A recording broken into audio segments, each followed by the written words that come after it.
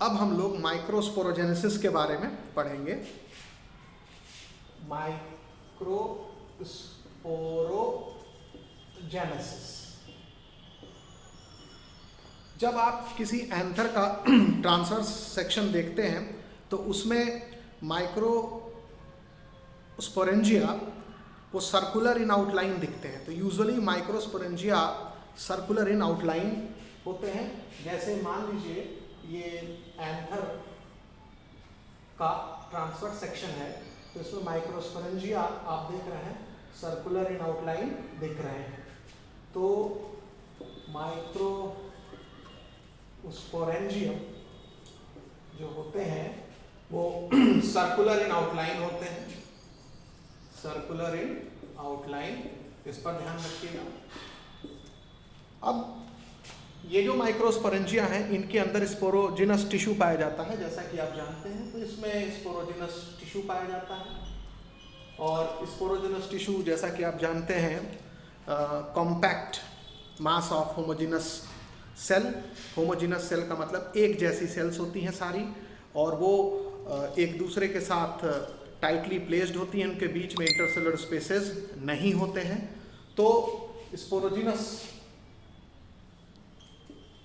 Tissues होती हैं, sporogenous tissue यानी स्पोर बनाने वाली टिश्यूज होती हैं माइक्रोस्पोरेंजिया के अंदर, और ये कॉम्पैक्टली अरेंज्ड होमोजिनस सेल का समूह होता है। इनमें मियोसिस होता है यानी रिडक्शन डिवीजन होता है। मियोसिस को ही रिडक्शन डिवीजन कहा जाता है, क्योंकि क्रोमोसोम नंबर हाफ हो जाता है डॉटर सेल में। आप लोग 11th में पढ़े होंगे। तो स्पोरोजिनस टिश्यू में मियोसिस होता है, जिससे माइक्रोस्पोर टेट्राड्स बनते हैं। तो माइक्रोस्पोर टेट्राड का फॉर्मेशन होता है, माइक्रोस्पोर टेट्राड्स बनते हैं। तो एनसीईआरटी बुक लिखती है कि जो माइक्रोस्पोरेंजिया होता है उसमें स्पोरोजिनस टिश्यू पाया जाता है, और ये स्पोरोजिनस टिश्यू रिडक्शन डिवीजन के द्वारा माइक्रोस्पोर टेट्राड्स बनाते हैं। यानी कि आपको इस माइक्रोस्पोरेंजिया में बहुत सारे माइक्रोस्पोर टेट्राड्स दिखेंगे। अब यहाँ एक चीज़ ध्यान रखना आवश्यक है कि स्पोरोजिनस टिश्यू की हर सेल एक पोटेंशियल माइक्रोस्पोर मदर सेल होती है या पॉलन मदर सेल होती है, यानी इसकी हर सेल में रिडक्शन डिवीजन की क्षमता होती है। इसकी हर सेल मियोसिस दिखा करके माइक्रोस्पोर टेट्राड बना सकती है और बनाती भी है। तो स्पोरोजिनस टिश्यू की हर सेल को हम माइक्रोस्पोर मदर सेल या पॉलन मदर सेल कह सकते हैं, पॉलन मदर सेल कह सकते हैं। MMC या PMC इसका शॉर्ट फॉर्म है, पॉलन मदर सेल कह सकते हैं इसको। और ये सेल मियोसिस के द्वारा टेट्राहेड्रल टेट्राड बनाते हैं, माइक्रोस्पोर टेट्राड बनाते हैं, माइक्रोस्पोर टेट्राड बनाते हैं। टेट्राड का मतलब होता है एक ग्रुप जिसमें 4 सेल्स हों, और यहाँ पर जो टेट्राड बनता है वो टेट्राहेड्रल टेट्राड बनता है, टेट्राहेड्रल टेट्राड बनता है। टेट्राहेड्रल शेप होता है टेट्राड का, मतलब 4 सेल आपस में चिपक करके एक टेट्राहेड्रल स्ट्रक्चर देते हैं। एक टेट्राहेड्रल स्ट्रक्चर में 4 सरफेसेस होते हैं, और किसी एक सरफेस या एक साइड से देखोगे तो इसमें 3 माइक्रोस्पोर साफ साफ दिखाई देंगे, और चौथा माइक्रोस्पोर उन तीनों के पीछे होगा। मतलब कुछ इस तरह का अरेंजमेंट होगा कि ये एक माइक्रोस्पोर दिखेगा, ये दूसरा माइक्रोस्पोर दिखेगा, ये तीसरा माइक्रोस्पोर दिखेगा, और जो चौथा माइक्रोस्पोर होगा वो इन तीनों के पीछे दिखेगा, जिसको हमने डॉट से दिखाया है। तो ये जो स्ट्रक्चर है इसको बोलते हैं टेट्राहेड्रल स्ट्रक्चर। तो हर माइक्रोस्पोर मदर सेल, ध्यान से सुनिएगा, हर माइक्रोस्पोर मदर सेल जो कि स्पोरोजिनस टिश्यू में होती है वो मियोसिस के द्वारा 4 माइक्रोस्पोर बनाती है जो आपस में चिपके रहते हैं। इनको माइक्रोस्पोर टेट्राड कहा जाता है, और ये टेट्राहेड्रल इन नेचर होते हैं। शेप इनका टेट्राहेड्रल होता है ज़्यादातर केस में, यानी कॉमन शेप इनका जो होता है वो टेट्राहेड्रल होता है। तो यहाँ ये ध्यान रखना है, ये मियोसिस हो रहा है, रिडक्शन डिवीजन हो रहा है।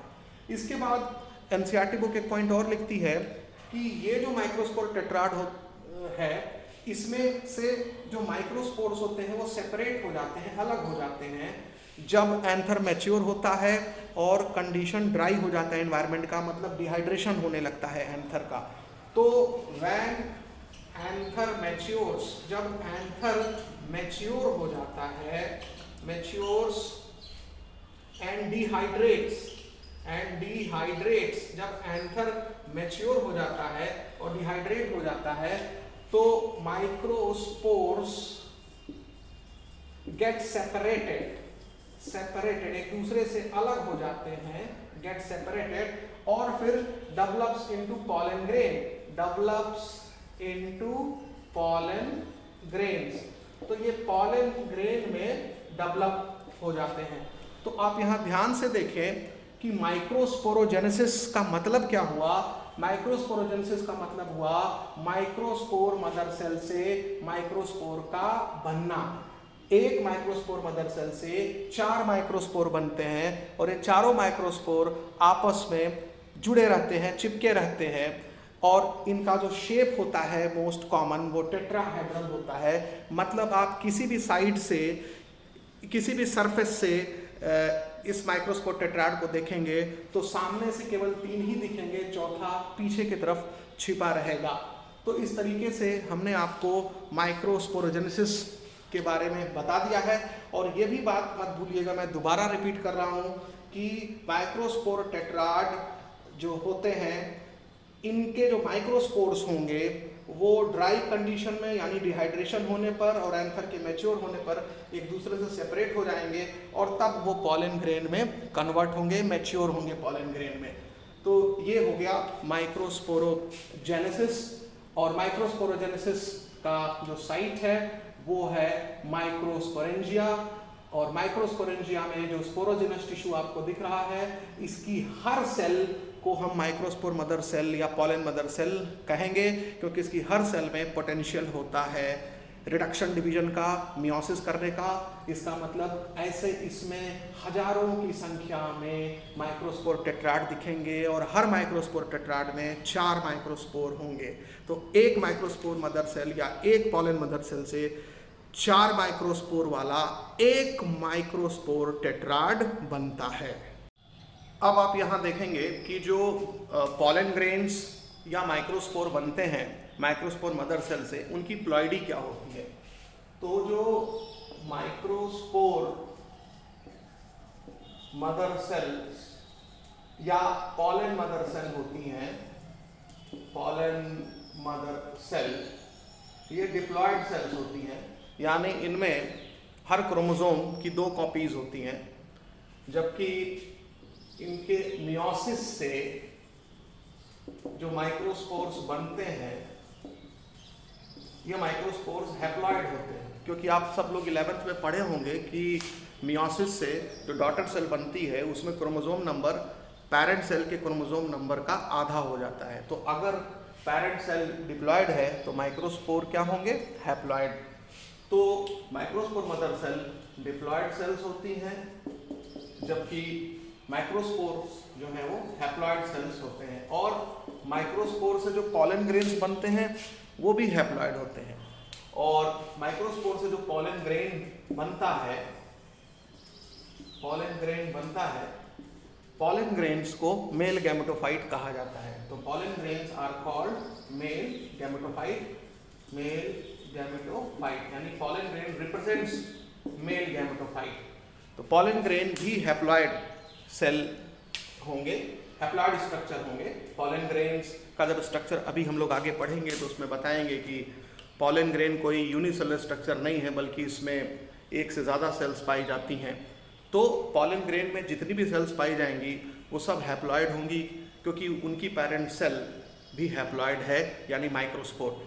तो पॉलन ग्रेन की पेरेंट सेल क्या हो गई, माइक्रोस्पोर हो गए। तो यानी कि पॉलन ग्रेन भी हैप्लॉइड स्ट्रक्चर हैं, माइक्रोस्पोर भी हैप्लॉइड स्ट्रक्चर हैं, लेकिन इनकी जो पेरेंट सेल है जैसे माइक्रोस्पोर मदर सेल या पॉलन मदर सेल वो डिप्लॉयड स्ट्रक्चर है। तो ये बहुत इंपॉर्टेंट पॉइंट है, ये ध्यान रखिएगा। इसके बाद एनसीईआरटी बुक ये भी मेंशन करती है कि हर माइक्रोस्पोरेंजियम में हजारों माइक्रोस्पोर्स या पॉलन ग्रेन्स बनते हैं और ये जब एंथर फटता है तो ये रिलीज होते हैं। तो थाउजेंड्स ऑफ माइक्रोस्पोर और pollen grains are formed in anther and that are released after dehiscence of anther, यानी एंथर के फटने से हजारों की संख्या में पॉलन ग्रेन्स रिलीज होते हैं। माइक्रोस्पोर तो नहीं निकलते, जो भी चीज़ निकलती है एंथर के फटने से वो पॉलन ग्रेन्स निकलते हैं, और पॉलन ग्रेन्स तो माइक्रोस्पोर से ही बनते हैं। तो हजारों की संख्या में माइक्रोस्पोर बनेंगे तो हजारों की संख्या में पॉलन ग्रेन्स बनेंगे, और जब एंथर मैच्योर होगा, फटेगा डिहाइड्रेट होकर के, तो उससे हजारों की संख्या में पॉलन ग्रेन्स बाहर निकलेंगे। आइए अब हम पॉलन ग्रेन के स्ट्रक्चर को डिस्कस करते हैं। जब हम हिबिस्कस यानी चाइना रोज या गुड़हल के फटे हुए एंथर को फिंगर से टच करते हैं तो येलो पाउडरी पॉलन ग्रेन्स हमारे फिंगर से चिपक जाते हैं, और फिर जब अब इस फिंगर पर चिपके हुए पॉलन ग्रेन को हम स्प्रिंकल करते हैं ग्लास स्लाइड के ऊपर जिसके ऊपर पानी है, तो पानी से चिपक जाते हैं ये पॉलन ग्रेन्स। और फिर इस ग्लास स्लाइड को जब हम माइक्रोस्कोप से ऑब्जर्व करते हैं तो हमको गुड़हल के पॉलन ग्रेन का आर्किटेक्चर देखने को मिलता है। आर्किटेक्चर का मतलब है पॉलन ग्रेन का साइज, शेप, कलर, उसके सरफेस पर जो डिज़ाइन है ये हमको दिखाई देता है। और आप ये जान करके हैरान होंगे कि डिफरेंट प्लांट स्पीशीज़ के पॉलन ग्रेन का आर्किटेक्चर भी डिफरेंट होता है, यानी कि आप डिफरेंट टाइप की प्लांट स्पीशीज़ के पॉलन ग्रेन को जब माइक्रोस्कोप से ऑब्जर्व करेंगे तो आपको वैरायटी ऑफ आर्किटेक्चर देखने को मिलेगा, उनके variety of colours, variety of shapes, variety of sizes, और उनके जो सरफेस के डिज़ाइंस हैं वो भी काफ़ी डिफरेंट मिलेंगे। बल्कि हम पॉलन ग्रेन के डिफरेंट आर्किटेक्चर की वजह से हम ये देख के बता सकते हैं पॉलन ग्रेन को कि ये किस प्लांट स्पीशीज़ का पॉलन ग्रेन है। अब यहाँ पर आपको चीज़ ध्यान रखनी है कि जो पॉलन ग्रेन्स होते हैं, पॉलन ग्रेन्स का जो शेप होता है वो स्फेरिकल होता है। तो कॉमनली स्फेरिकल होता है, स्फेरिकल होता है। तो ये ध्यान रखेंगे कि पॉलन ग्रेन का जो शेप होता है वो स्फेरिकल होता है, और इसका जो डायामीटर होता है वो डायामीटर 25 से 50 माइक्रोन या माइक्रोमीटर होता है। तो एनसीईआरटी बुक लिखती है कि पॉलन ग्रेन्स का जो डायमीटर होता है वो 25 से 50 माइक्रोन होता है। यूजुअली जो पॉलन ग्रेन का जो शेप होता है वो स्फेरिकल होता है। अब यहाँ पर जो इम्पॉर्टेंट चीज़ आपको ध्यान रखनी है कि जो पॉलन ग्रेन की वॉल होती है वो वॉल 2 होती है, मतलब pollen grain is surrounded by 2 wall. इसमें जो आउटर वॉल होती है उसको एक्साइन कहा जाता है, और जो इनर वॉल है उसको इंटाइन कहा जाता है। और जो एक्साइन होता है वो डिसकंटिन्यूअस होता है, और जो इंटाइन होता है वो कॉन्टिन्यूअस होता है। तो यहाँ पर आप ध्यान रखें कि जो आउटर वॉल है उसको एक्साइन कहेंगे, और एक्साइन डिसकंटिन्यूअस होती है, मतलब पॉलन ग्रेन के वॉल में जो एक्साइन होगा वो डिसकंटिन्यूअस लेयर के रूप में पाया जाएगा, और जिस जगह पर एक्साइन नहीं होगा आउटर लेयर में उस जगह को जर्म पोर कहा जाता है, और ये एक्साइन है। और एक्साइन जो होता है वो मोटा लेयर होता है और बाहर की तरफ पाया जाता है, तो थिक आउटर वॉल आप इसको मेंशन कर देंगे। जबकि इंटाइन अंदर पाया जाता है, और इंटाइन लेयर एक्साइन के तुलना में पतला लेयर होता है, ये ध्यान रखिएगा। इंटाइन इज थिन लेयर, तो इंटाइन लेयर जो है वो थिन होता है। तो intine is thin inner layer, और इंटाइन लेयर जो है वो कॉन्टिन्यूअस होता है, जबकि एक्साइन लेयर डिसकंटिन्यूअस होता है। ये डिसकंटिन्यूअस होता है, ये ध्यान रखिएगा, और इंटाइन जो है वो कॉन्टिन्यूअस होता है, ये भी ध्यान रखिएगा। और जहां पर एक्साइन डिसकंटिन्यूअस होता है उसी जगह जर्मपोर पाए जाते हैं। एनसीईआरटी बुक ने पूछा है कि जर्मपोर का काम क्या है, तो जर्मपोर से ही पॉलन ट्यूब निकलता है, यानी ये जो अंदर वाली इंटाइन देख रहे हैं यही बाहर निकल आती है जर्मपोर से और पॉलन ट्यूब बनाती है। तो intine comes out as pollen tube through germpore. तो पॉलन ट्यूब निकलने का रास्ता है जर्मपोर, ये जरूर ध्यान रखिएगा। फिर इसके बाद किस मटेरियल का बना होता है एक्साइन और इंटाइन, इसको आपको ध्यान रखना है। इंटाइन जो बना होता है वो सेलुलोज और पैक्टिन का बना होता है, सेलुलोज प्लस पैक्टिन का बना होता है, यानी ये पैक्टोसेलुलोज का बना होता है। जबकि जो एक्साइन है ये स्पोरोपोलेनिन का बना होता है, स्पोरोपोलेनिन नाम के मटेरियल का बना होता है। और ये स्पोरोपोलेनिन जो है ये मोस्ट रेजिस्टेंट ऑर्गेनिक मटेरियल इसको माना जाता है, one of the most resistant organic material, क्योंकि इसके ऊपर स्ट्रॉन्ग अल्कली का कोई असर नहीं होता, स्ट्रॉन्ग एसिड का कोई असर नहीं होता और हाई टेम्परेचर का कोई असर नहीं होता। और साथ ही साथ अब तक कोई भी एंजाइम ऐसा नहीं है जिसका पता हो जो कि स्पोरोपोलेनिन को डिग्रेड कर सके। तो sporopollenin one of the most resistant organic material known, और स्पोरोपोलेनिन की वजह से ही पॉलन ग्रेन्स लंबे समय तक प्रिजर्व रहते हैं, क्योंकि स्पोरोपोलेनिन ही है जो पॉलन ग्रेन को सबसे बाहर से कवर किया हुआ है एक्साइन के रूप में। सिर्फ जहां जर्म पोर है वहीं पर स्पोरोपोलेनिन नहीं है या एक्साइन नहीं है। तो स्पोरोपोलेनिन की वजह से pollen grains are well preserved in form of fossil, ये आपको ध्यान रखना पड़ेगा। और एनसीईआरटी बुक एक और सवाल पूछती है कि एक्साइन लेयर जो है वो हार्ड क्यों होता है। तो एक्साइन लेयर हार्ड प्रोटेक्शन के लिए होता है, यानी कि वो पॉलन ग्रेन को प्रोटेक्ट करता है। अब हम देखेंगे कि माइक्रोस्पोर से पॉलन ग्रेन्स कैसे बनते हैं, और माइक्रोस्पोर से पॉलन ग्रेन्स के बनने को ही माइक्रोगैमेटोजेनेसिस कहा जाता है। तो माइक्रोगैमेटोजेनेसिस यानी माइक्रोस्पोर ही मैच्योर होकर के पॉलन ग्रेन में कन्वर्ट होते हैं, यही है माइक्रोगैमेटोजेनेसिस। तो मान लीजिए ये माइक्रोस्पोर है, और माइक्रोस्पोर में सबसे पहले जो माइक्रोस्पोर का जो न्यूक्लियस होता है वो डिवाइड करता है, माइटोटिक डिवीजन दिखाता है, माइटोसिस दिखाता है। तो इससे माइक्रोस्पोर के अंदर दो न्यूक्लियस आ जाते हैं, और ये जो दो न्यूक्लियस आते हैं बाद में फिर इनके बीच में वॉल बन जाती है, और इसके वजह से एक जो बड़ी सेल होती है उसको वेजिटेटिव सेल कहा जाता है, और जो दूसरी सेल होती है उसको जेनरेटिव सेल कहा जाता है। तो जेनरेटिव सेल जो होती है वो स्मॉल सेल है, साइज में छोटी होती है, और वेजिटेटिव सेल जो होती है वो साइज में बड़ी सेल होती है, तो लार्ज सेल होती है। एक और चीज यहाँ ध्यान रखेंगे, जो वेजिटेटिव सेल का जो न्यूक्लियस होता है वो बड़ा होता है और इरेगुलर शेप का होता है। जनरली न्यूक्लियस आप देखते होंगे गोल होता है, लेकिन वेजिटेटिव सेल का न्यूक्लियस जो होता है वो इरेगुलर इन शेप होता है। तो ये ध्यान रखेंगे कि वेजिटेटिव सेल का न्यूक्लियस इरेगुलर लार्ज न्यूक्लियस, तो इरेगुलर लार्ज न्यूक्लियस होगा वेजिटेटिव सेल का, और वेजिटेटिव सेल साइज में बड़ी होगी और जेनेरेटिव सेल साइज में छोटी होगी। अब आप यहाँ देखेंगे कि जो सेल डिवीजन हो रहा है, माइक्रोस्पोर जब डिवाइड हो रहा है और ये पॉलन ग्रेन बना रहा है, ये this is pollen grain and this is microspore. तो माइक्रोस्पोर एक सेल है और पॉलन ग्रेन में यहाँ दो सेल बना। तो एक सेल से जब दो सेल बन रही है माइटोसिस से, तो यहाँ पर आप देखेंगे जो दो डॉटर सेल्स बन रही है इसमें एक सेल बड़ी है और एक सेल छोटी है।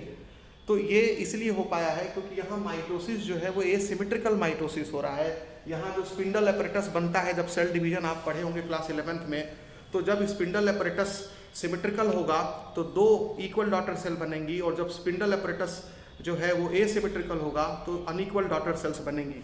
तो यहाँ पर जो माइटोसिस हो रहा है वो एसिमेट्रिकल माइटोसिस हो रहा है, ये ध्यान रखेंगे, एसिमेट्रिकल माइटोसिस हो रहा है। और एसिमेट्रिकल माइटोसिस का मतलब होता है एसिमेट्रिकल स्पिंडल एपरेटस बन रहा है, एसिमेट्रिकल स्पिंडल फॉर्मेशन हो रहा है, स्पिंडल फॉर्मेशन, क्योंकि सेल डिवीजन में क्रोमोसोम को अपोजिट पोल पर खींचने के लिए स्पिंडल एपरेटस बनता है। तो अब आप इसको समझें कि इस एसिमेट्रिकल स्पिंडल एपरेटस का मतलब क्या हुआ। मान लीजिए ये सेल है, और यूजुअली आप पढ़े होंगे कि क्रोमोसोम जो है वो अपने आप को इक्वेटर पर अलाइन करते हैं एकदम सेल के बीचों बीच, और स्पिंडल एपरेटस का फॉर्मेशन होता है। तो जब किसी स्पिंडल एपरेटस के दोनों हाफ बराबर होते हैं, दोनों हाफ बराबर होते हैं, इक्वल हाफ आप देख रहे हैं, ये एकदम बीचों बीच है सेल का, इक्वेटर है, तो ये सिमेट्रिकल स्पिंडल एपरेटस हुआ। तो ये सिमेट्रिकल स्पिंडल एपरेटस हुआ, स्पिंडल एपरेटस होगा। लेकिन जब क्रोमोसोम अपने आप को ठीक बीचों बीच अलाइन न करके किसी एक तरफ शिफ्ट हो जाते हैं, जैसे कि आप इस चित्र में देखें कि अगर क्रोमोसोम अपने आप को बीच में ना अलाइन करके किसी एक पोल के नजदीक अलाइन करते हैं, तो आप देखेंगे जब स्पिंडल एपरेटस बनेगा तो एक साइड बड़ा दिखेगा और दूसरे साइड छोटा दिखेगा। तो इसको कहा जाता है एसिमेट्रिकल स्पिंडल फॉर्मेशन। तो एक हाफ काफी बड़ा है और दूसरा हाफ छोटा है। तो आप यहां देखेंगे कि इस केस में इसी को कहा जाता है एसिमेट्रिकल स्पिंडल फॉर्मेशन। तो जाहिर सी बात है, इधर वाली सेल छोटी होगी और इधर वाली सेल बड़ी होगी। तो इसलिए ये ध्यान रखना है आपको कि जो जनरेटिव सेल होती है वो छोटी सेल है और वेजिटेटिव सेल जो है वो बड़ी सेल है। और वेजिटेटिव सेल का काम होता है फूड रिजर्व को स्टोर करना, यानी फूड को स्टोर करता है। एक तरह से इसमें बहुत ज़्यादा फूड रिजर्व होता है वेजिटेटिव सेल में। और उसका साइटोप्लाज्म, जहाँ तक जनरेटिव सेल की बात है, जनरेटिव सेल जो है वो आगे चल करके मेल गैमीट बनाएगी डिवाइड करके। बट वेजिटेटिव सेल जो होती हैं वो फूड को स्टोर करने का काम करती हैं। उनका न्यूक्लियस बड़ा होता है, उनका न्यूक्लियस ट्यूबुलर होता है, इरेगुलर शेप का होता है, ये ध्यान रखना है। जनरेटिव सेल जो होती हैं वो स्पिंडल शेप सेल होती हैं और वो वेजिटेटिव सेल के साइटोप्लाज्म में फ्लोट करती हैं और उनमें डेंस साइटोप्लाज्म पाया जाता है। तो जनरेटिव सेल जो कि आगे चल करके ये मेल गैमीट बनाती है, तो ये वेजिटेटिव सेल के साइटोप्लाज्म में फ्लोट करती हैं। तो इसका जो एक्चुअल डायग्राम होगा वो कुछ इस तरह से होगा, जैसे मान लीजिए वेजिटेटिव सेल है और ये जनरेटिव सेल है जो कि इसके साइटोप्लाज्म में फ्लोट करता है। So this is vegetative cell, उसका ये न्यूक्लियस है, बाहर ये वेजिटेटिव सेल है और अंदर की तरफ ये जनरेटिव सेल है। तो अंदर की तरफ जनरेटिव सेल हो गई, बाहर की तरफ क्या है, वेजिटेटिव सेल है। और इस तरह से आप कह सकते हैं कि जनरेटिव सेल वेजिटेटिव सेल के साइटोप्लाज्म में फ्लोट करती है। और यहाँ पर जो आप पॉलन ग्रेन देख रहे हैं ये 2 सेल्ड पॉलन ग्रेन है। ये जो पॉलन ग्रेन आपको दिख रहा है ये 2 सेल्ड पॉलन ग्रेन है। इसका मतलब ये हुआ कि माइक्रोस्पोर में जब पहला माइटोसिस होता है तो 2 सेल बनती हैं, वेजिटेटिव सेल और जनरेटिव सेल। और जनरेटिव सेल छोटी होती है जो कि वेजिटेटिव सेल के साइटोप्लाज्म में फ्लोट करती है और इसको बोलते हैं 2 सेल्ड पॉलन ग्रेन्स। और यही 2 सेल्ड पॉलन ग्रेन्स एंथर जब फटता है तो बाहर रिलीज होता है। हाँ, ये लेकिन ये 60% एंजियोस्पर्मिक प्लांट्स में ऐसा देखा गया है, यानी 60% एंजियोस्पर्मिक प्लांट्स में पॉलन ग्रेन 2 सेल स्टेज में शेड होता है, एंथर से बाहर निकलता है। और उस समय पॉलन ग्रेन में 2 सेल होती हैं, वेजिटेटिव सेल और जनरेटिव सेल। लेकिन जो बचे हुए जो 40% एंजियोस्पर्मिक प्लांट्स होते हैं उसमें पॉलन ग्रेन तब शेड होता है जब जनरेटिव सेल भी डिवाइड करके 2 मेल गैमीट और बना लेती हैं। यानी कि पॉलन ग्रेन में 3 सेल हो जाते हैं, वेजिटेटिव सेल और उसके साइटोप्लाज्म में 2 मेल गैमीट जब फ्लोट करते हुए दिखेंगे तो इसको 3 सेल्ड पॉलन ग्रेन कहेंगे और तब ये एंथर से बाहर निकलेंगे। तो ये ध्यान रखना है कि एक और डायग्राम आप यहाँ पर देख लेंगे कि ये वेजिटेटिव सेल हो गया और ये जनरेटिव सेल के डिवीजन से 2 मेल गैमीट बन गए। यानी कि ये दूसरा जब माइटोसिस होता है तब ये स्टेज आती है। तो इसका मतलब ये हुआ कि जो 2 मेल गैमीट बनते हैं ये जनरेटिव सेल से बनते हैं। ये भी आपको ध्यान रखना पड़ेगा कि ये जो 2 मेल गैमीट दिख रहे हैं ये जनरेटिव सेल से बनते हैं। ये जनरेटिव सेल है और इसी से 2 मेल गैमीट बने हैं, इसी में माइटोसिस हुआ है और इससे 2 मेल गैमीट बने हैं। तो टोटल इस पॉलन ग्रेन में 3 सेल है। यानी पॉलन ग्रेन 2 तरह के होते हैं, पॉलन ग्रेन 2 सेल्ड वाला होता है और पॉलन ग्रेन 3 सेल्ड वाला होता है। 3 सेल्ड पॉलन ग्रेन जो है वो 40% जो एंजियोस्पर्मिक स्पीशीज हैं उसमें रिलीज होते हैं और 2 sailed pollen grain 60% angiospermic species होते हैं उसमें रिलीज होते हैं। तो एक बार फिर से एक समरी आप समझ लें कि माइक्रोस्पोर से जब पॉलन ग्रेन बनता है तो इसको माइक्रोगैमेटोजेनेसिस कहा जाता है। इसमें माइक्रोस्पोर में पहला माइटोसिस होगा तो 2 सेल बनेगी, वेजिटेटिव सेल और जनरेटिव सेल। उसके बाद कुछ ज़्यादातर प्लांट में तो इसी स्टेज में ये रिलीज हो जाता है, एंथर से बाहर निकल आता है और स्टिग्मा पर जाके गिर जाता है और आगे का डेवलपमेंट फिर स्टिग्मा पर होता है। यानी वो भी 3 सेल्ड होगा लेकिन वो एंथर से निकलने के बाद 3 सेल्ड होगा। लेकिन 40% एंजियोस्पर्मिक स्पीशीज में क्या होता है कि एंथर के अंदर ही फिर ये जनरेटिव सेल फिर एक माइटोसिस दिखाएगी और जा करके 2 मेल गैमीट बनाएगी। तो इसका मतलब कि पॉलन ग्रेन इस तरह के प्लांट में 3 सेल स्टेज में रिलीज होगा। तो पॉलन ग्रेन 2 सेल स्टेज में भी रिलीज होता है, 3 सेल स्टेज में भी रिलीज होता है, 2 सेल स्टेज में रिलीज होता है। ज़्यादातर प्लांट के केस में उसमें जो 2 सेल होगी वो वेजिटेटिव सेल होगी और जनरेटिव सेल होगी, और जो 3 सेल स्टेज में रिलीज होगा तो उसमें 3 सेल होगी, 1 वेजिटेटिव सेल होगी और 2 मेल गैमीट्स होंगे। यानी फाइनल जो स्टेज, फाइनली जो पॉलन ग्रेन होगा वो 3 सेल्ड ही होगा। स्टिग्मा पर जब जाएगा 2 सेल्ड पॉलन ग्रेन तो वहां पर भी वो 3 सेल्ड में कन्वर्ट हो जाएगा, वहां जा करके जनरेटिव सेल फिर माइटोसिस दिखाएगी। बस अंतर यही है। तो ध्यान रखेंगे कि फाइनली जो माइक्रोस्पोर होता है उसमें 2 माइटोसिस होता है। पहला माइटोसिस में 2 सेल बनेगी, वेजिटेटिव सेल और जनरेटिव सेल, और दूसरा माइटोसिस में जो कि सिर्फ जनरेटिव सेल में माइटोसिस होगा उससे 2 मेल गैमीट बनेंगे। वेजिटेटिव सेल में फिर कोई माइटोसिस नहीं होता है।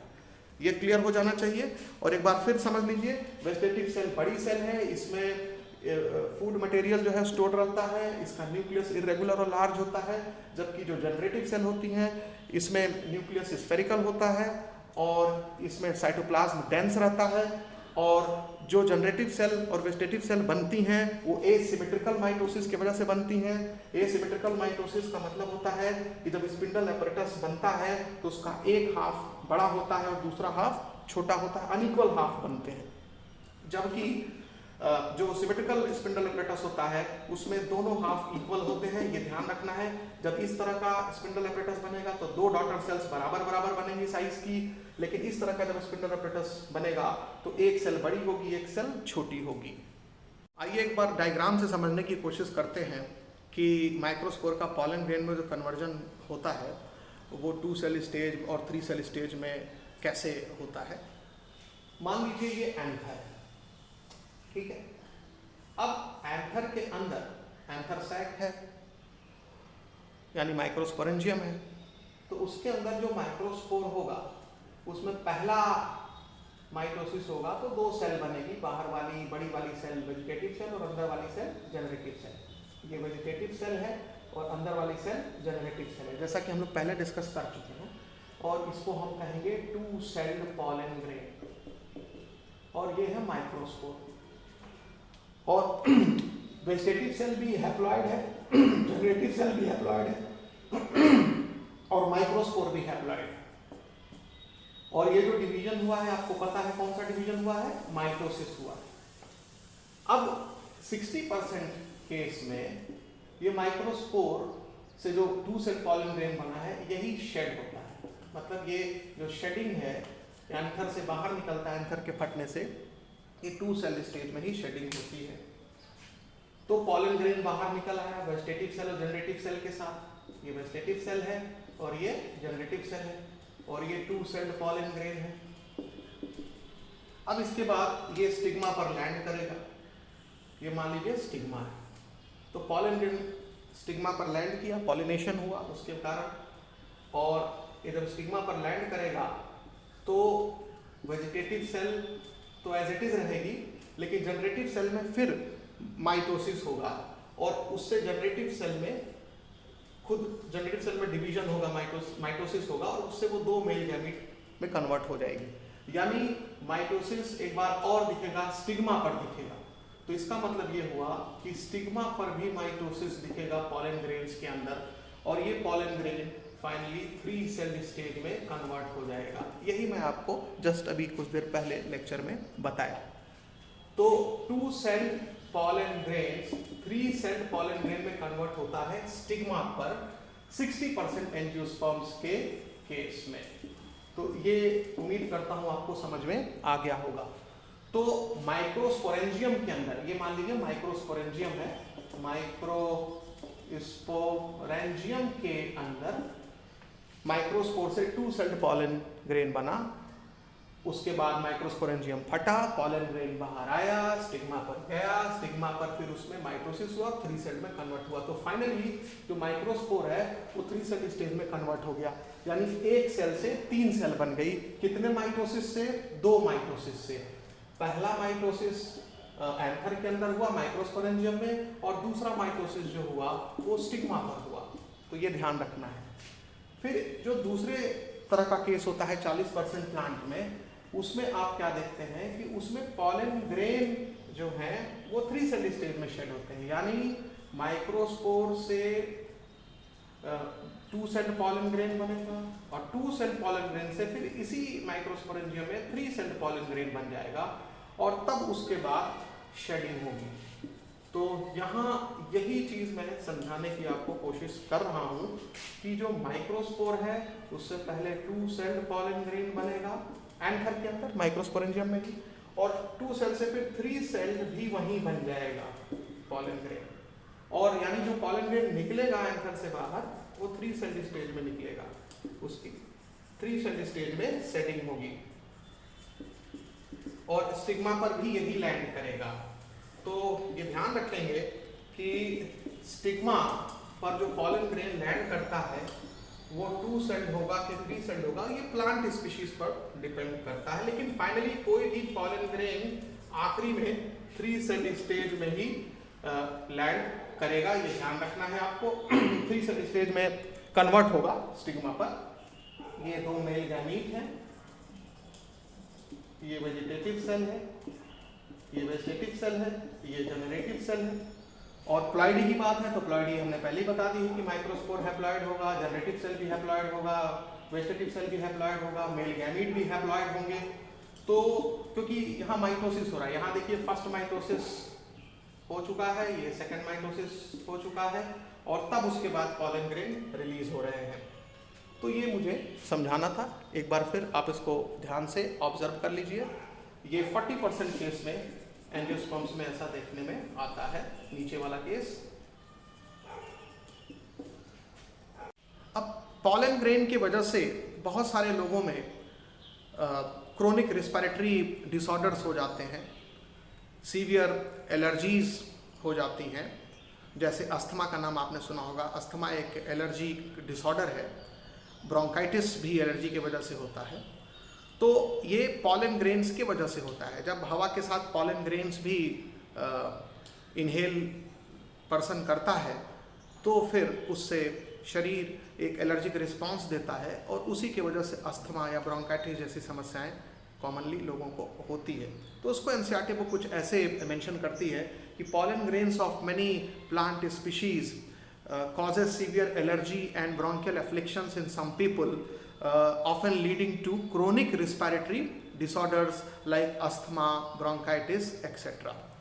अब यहाँ पर ये खास ध्यान रखने की ज़रूरत है कि जो पार्थीनियम या जिसको कि कैरेट ग्रास कहा जाता है, इसका पॉलन ग्रेन जो है कुख्यात है इस तरह के रिस्पिरेटरी डिसऑर्डर प्रोड्यूस करने के लिए।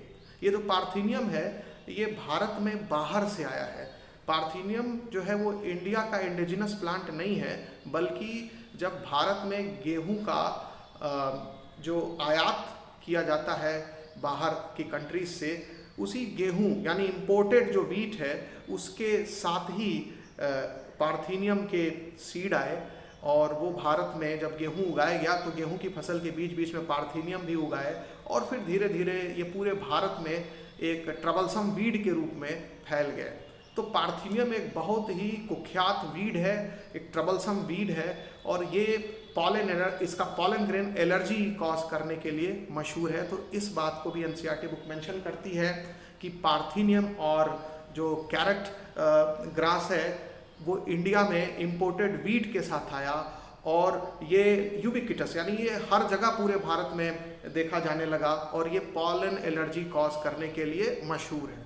तो पार्थीनियम का नाम आप याद रखेंगे, पार्थीनियम यानी जो कैरेट ग्रास है, ये इसकी जो इंडिया में अपीयरेंस है, came in India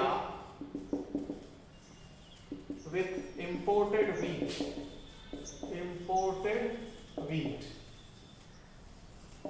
imported wheat. और दूसरा जो पॉइंट आपको ध्यान रखना है पार्थीनियम के बारे में, इट कॉजेस पॉलन एलर्जी, ये पॉलन एलर्जी कॉज करता है पार्थीनियम।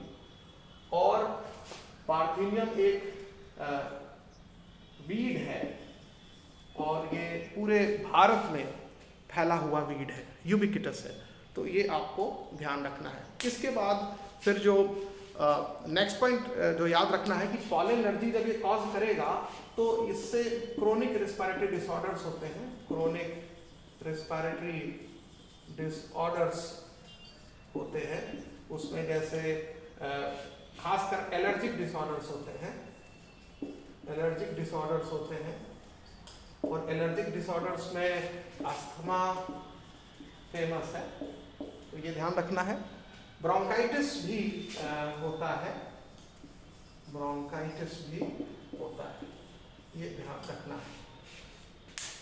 अब जो नेक्स्ट पॉइंट आपको क्लियरली याद रखना है कि बहुत सारे लोग पॉलन ग्रेन को न्यूट्रिएंट के रूप में यूज करते हैं, और सही बात भी है कि pollen grain is rich in nutrients.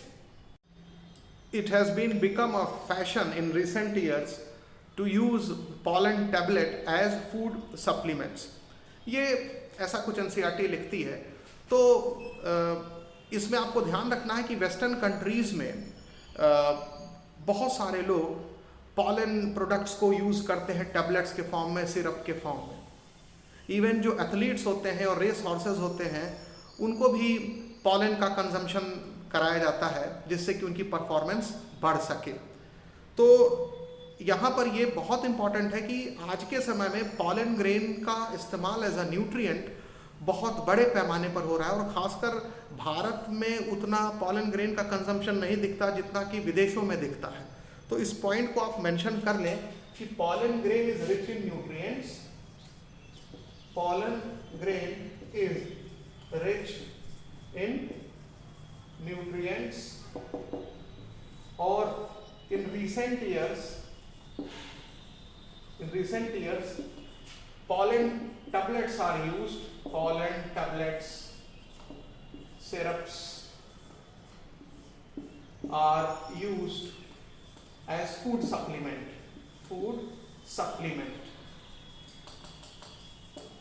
और जो वेस्टर्न कंट्रीज हैं वो तो पॉलन प्रोडक्ट को टैबलेट और सिरप्स के फॉर्म में यूज करते हैं, सिरप्स के फॉर्म में यूज करते हैं। और एथलीट्स, ये भी ध्यान रखना है, एथलीट्स और रेस हॉर्सेस का जो परफॉर्मेंस है उसको इन्हांस करने के लिए, उनके परफॉर्मेंस को इंक्रीज करने के लिए भी उनको पॉलन प्रोडक्ट्स कंज्यूम कराए जाते हैं। तो एथलीट्स और रेस हॉर्सेस के परफॉर्मेंस को इन्हांस करने के लिए उनको पॉलन ग्रेन का सप्लीमेंट दिया जाता है। तो ये सारे पॉइंट्स आपको ध्यान रखने पड़ेंगे। इसके अलावा पॉलन ग्रेन की वायबिलिटी पर भी आपको कुछ जानकारी ज़रूरी है रखना। एंथर से निकलने के बाद पॉलन ग्रेन्स एक खास समय के अंदर स्टिग्मा पर अगर नहीं पहुँचे तो पॉलन ग्रेन का जर्मिनेशन नहीं होगा और फर्टिलाइजेशन फेल कर जाएगा। यानी कि पॉलन ग्रेन की वायबिलिटी बहुत इंपॉर्टेंट है।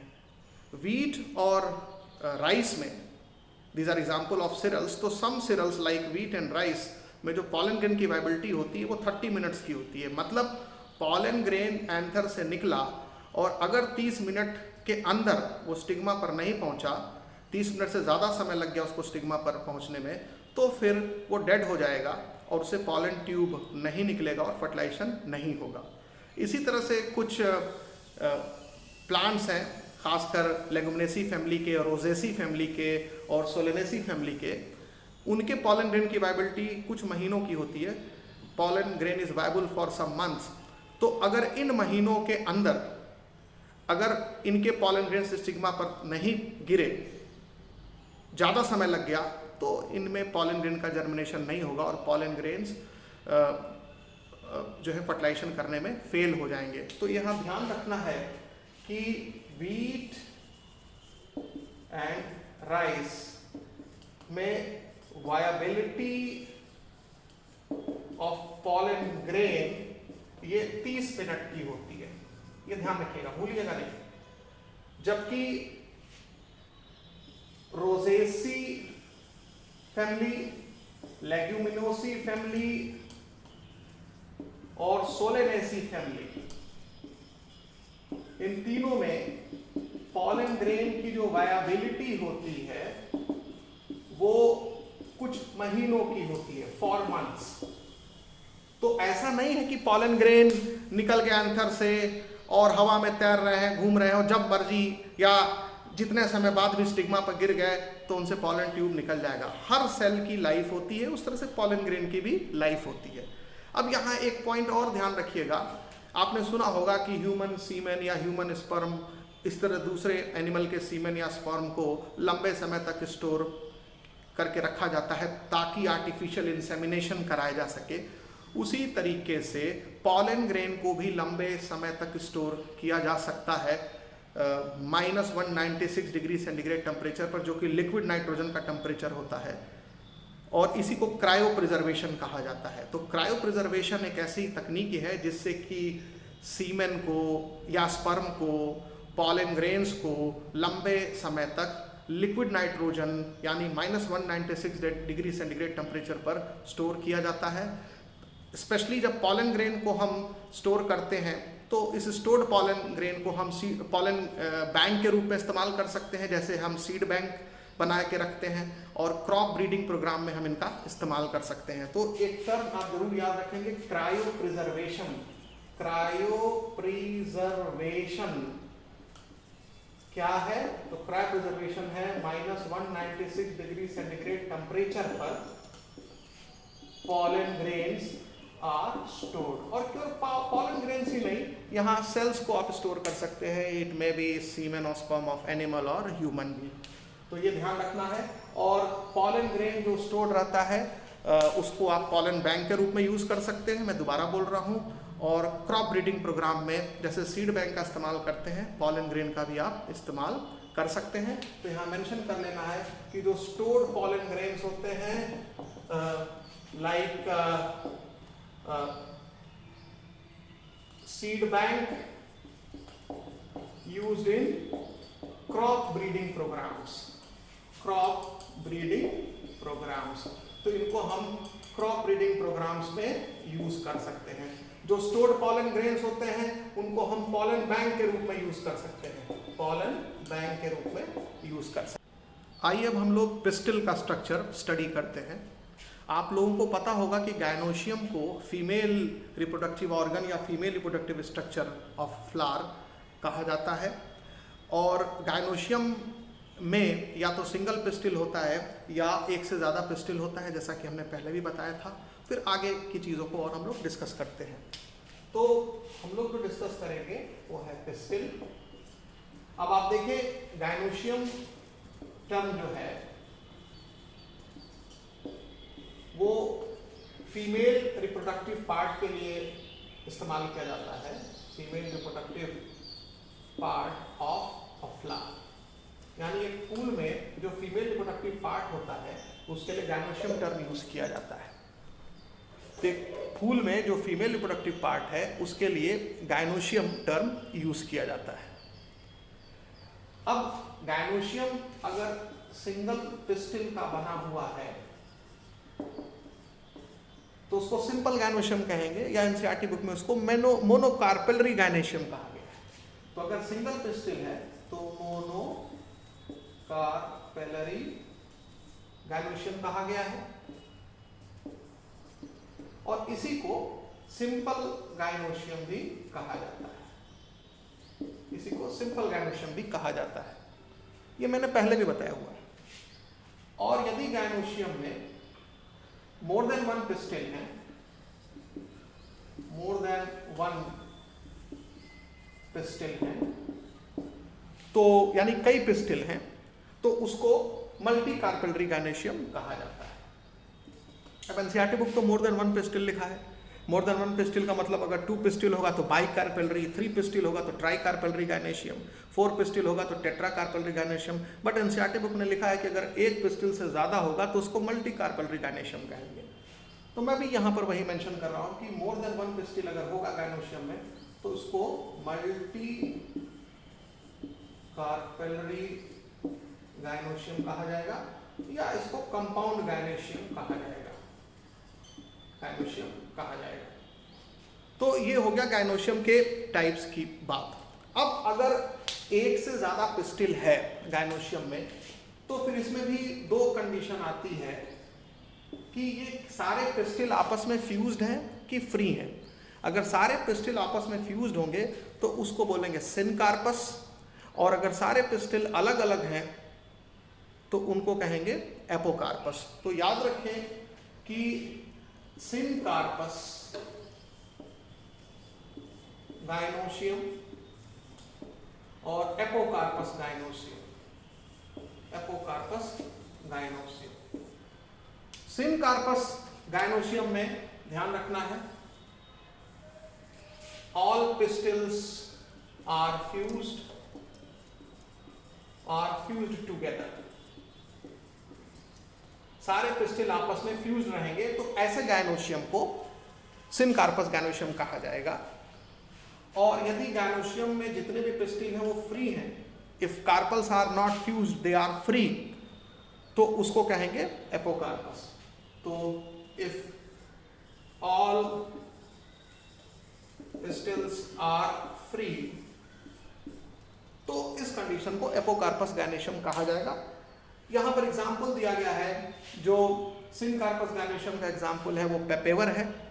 एनसीईआरटी बुक का जब आप डायग्राम देखेंगे गायनोशियम का तो उसमें पेपेवर का चित्र दिया होगा, तो उसमें एग्जाम्पलीफाई किया है कि पेपेवर सोमनिफेरम यानी पॉपी प्लांट में जो गायनोशियम है वो सिनकार्पस गायनोशियम होता है, जबकि माइकेलिया नाम का जो प्लांट होता है उसमें जो गायनोशियम होता है वो एपोकार्पस गायनोशियम होता है। तो आप यहाँ एग्जाम्पल लिख लेंगे कि माइकेलिया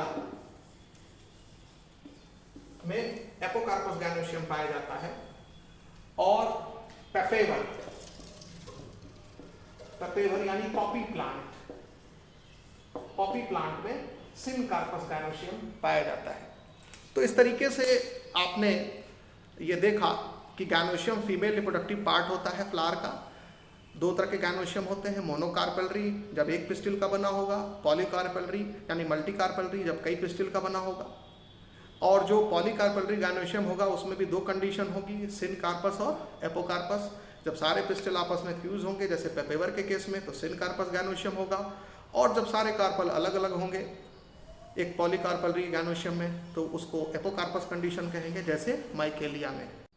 अब पिस्टिल का स्ट्रक्चर हम लोग डिस्कस करते हैं।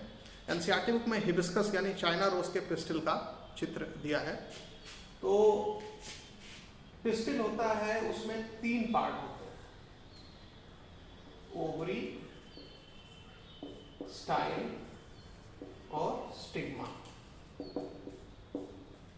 ओवरी जो होता है वो सबसे नीचे स्वेलन या बल्ज पार्ट होता है पिस्टिल का। स्टाइल जो होता है वो इलोंगेटेड और थिन पार्ट होता है पिस्टिल का। और स्टिग्मा जो होता है वो एकदम सरफेस पर होता है, ऊपर होता है, स्टाइल के ऊपर होता है, और वो पॉलन ग्रेन के लिए लैंडिंग सरफेस प्रोवाइड करता है। तो अगर आप देखें कि ये ओवरी है, ये स्टाइल है और ये स्टिग्मा है, याद रखिएगा कि जो चाइना रोज होता है उसमें कई सारे स्टिग्मा होते हैं, मतलब कई सारे सरफेसेस वो प्रोवाइड करता है पॉलन ग्रेन के लैंडिंग के लिए। तो ये पार्ट हो गया ओवरी, ये पार्ट हो गया स्टाइल, और इस पार्ट को बोलते हैं स्टिग्मा। अब यहाँ देख रहे हैं स्टिग्मा में ब्रांचिंग दिख रही है, तो इसको हम मल्टीपल स्टिग्मा बोल सकते हैं। कुछ प्लांट्स होते हैं जिसमें स्टिग्मा का एक ही जॉइंट, एक ही सरफेस होता है। यहाँ स्टिग्मा के आप अलग अलग सरफेस देख रहे हैं। तो स्टिग्मा भी कई तरह की हो सकती है, बट आपको यहाँ सिर्फ यही जानना है कि एक पिस्टिल में तीन पार्ट होते हैं।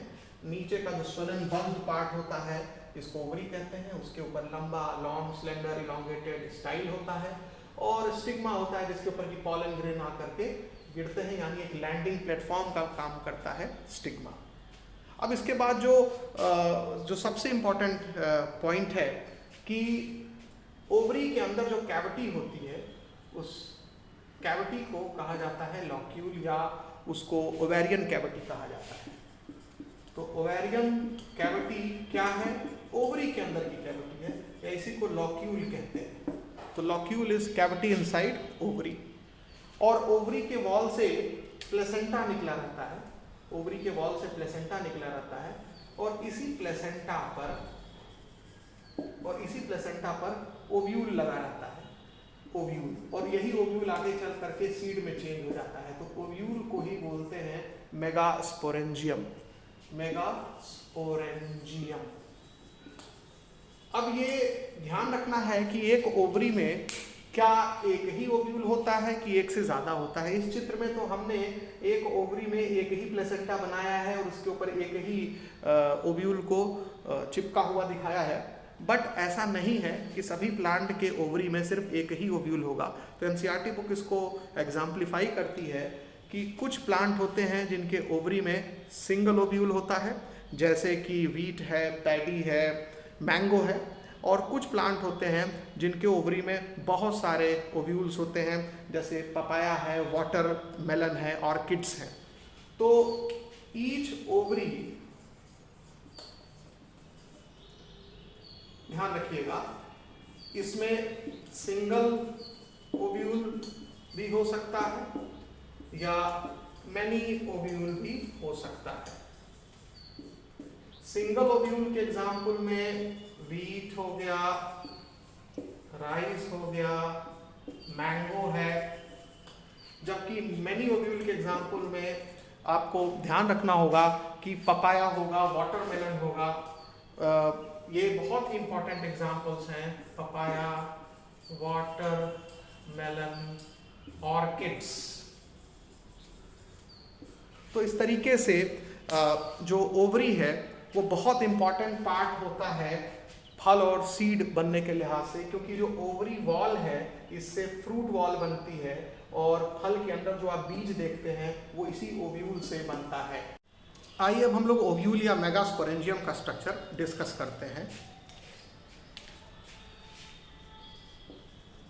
मेगास्पोरेंजियम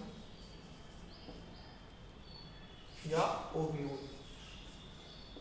ये नीट में कई बार सवाल आया है कि ओव्यूल का दूसरा नाम क्या है, मेगास्पोरेंजियम, तो भूलिएगा नहीं इसको।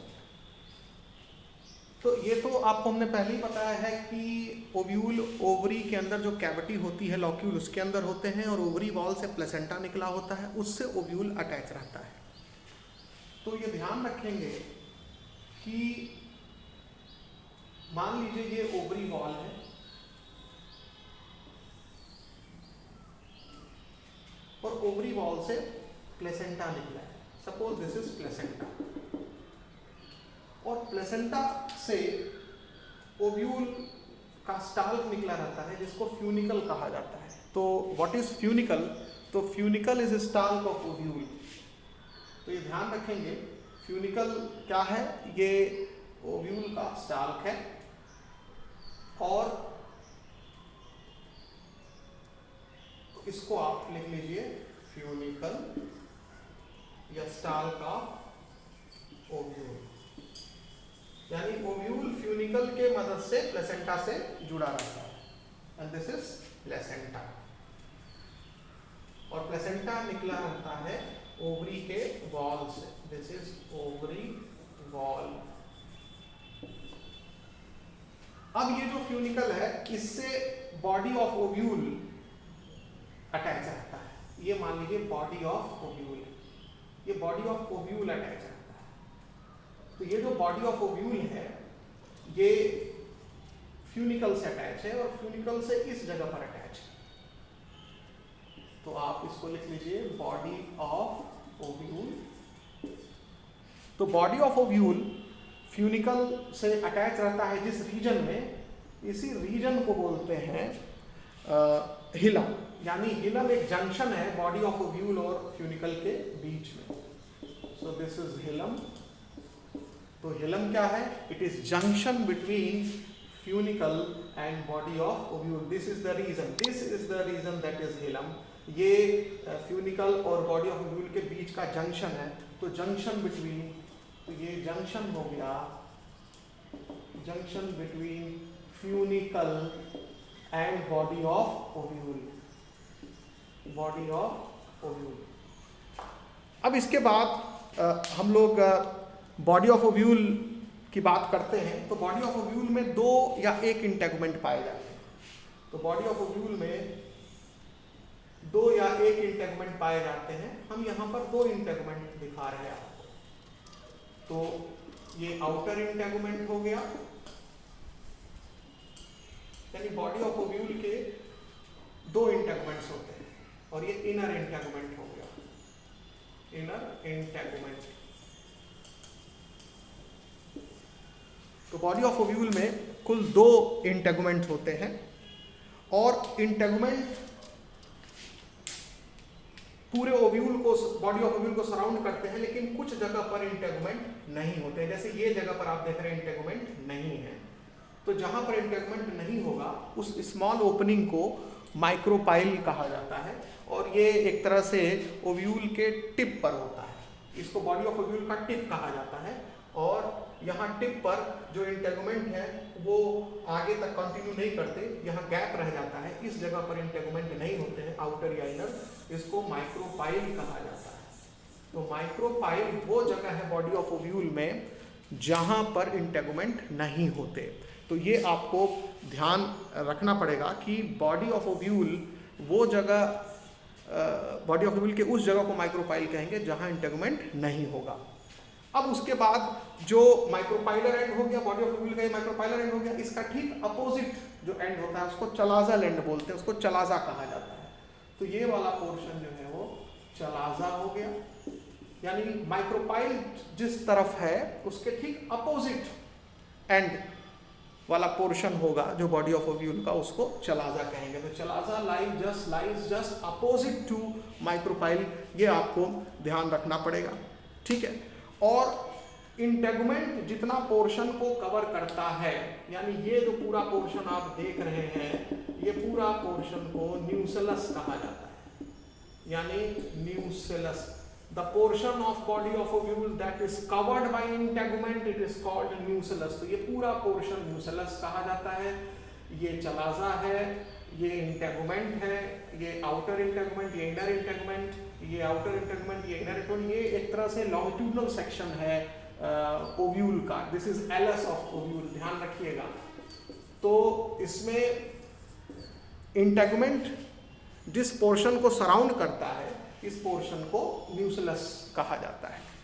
और न्यूसेलस जो है वो फूड मटेरियल में रिच होता है, एक तरह से ये फूड मटेरियल को स्टोर करता है। तो न्यूसेलस का काम है to store food material, store food material. ये फूड मटेरियल को स्टोर करता है न्यूसेलस, ये भी एनसीईआरटी बुक में मेंशन्ड है।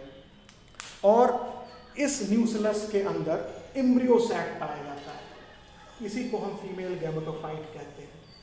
तो न्यूसेलस में ही एम्ब्रियो सैक मिलेगा। So this is embryo sac, और एम्ब्रियो सैक को ही फीमेल गैमेटोफाइट कहा जाता है। इसी एम्ब्रियो सैक को फीमेल गैमेटोफाइट कहेंगे। आपको याद होगा पॉलन ग्रेन्स को मेल गैमेटोफाइट कहा जाता है और एम्ब्रियो सैक को फीमेल गैमेटोफाइट कहा जाता है। तो ये भूलिएगा नहीं, ये सवाल बहुत इंपॉर्टेंट है कि which structure in plant is called male gametophyte, pollen grain, which structure in plant is called female gametophyte, तो आप कहेंगे एम्ब्रियो सैक। अब इसके बाद ये ध्यान रखना है कि जनरली एक ओव्यूल में एक ही एम्ब्रियो सैक होता है, ठीक है। और ये एम्ब्रियो सैक तुरंत ही नहीं आ जाता, अचानक से नहीं आ जाता। न्यूसेलस में कोई 1 या 2 सेल डिफरेंशिएट हो जाती है और वो मेगास्पोर मदर सेल के रूप में जानी जाती है। उसमें मियोसिस होता है और उससे मेगास्पोर्स बनते हैं और उसी मेगास्पोर से ये एम्ब्रियो सैक बनता है। तो यानी इस एम्ब्रियो सैक के बनने के लिए जिम्मेदार जो रीजन है ओव्यूल का, वो है न्यूसेलस। यानी न्यूसेलस में कुछ सेल्स होती हैं जो डिफरेंशिएट हो जाती हैं, स्पेशली एक ही सेल डिफरेंशिएट होती है और वो फिर मेगास्पोर मदर सेल कहा जाता है उसको। उसमें रिडक्शन डिवीजन यानी मियोसिस होता है। उससे 4 मेगास्पोर बनते हैं और उसी में से 1 मेगास्पोर जो है वो एम्ब्रियो सैक में कन्वर्ट हो जाती है, फीमेल गैमेटोफाइट में कन्वर्ट हो जाती है। तो ये हमने आपको समझा दिया ओव्यूल का स्ट्रक्चर।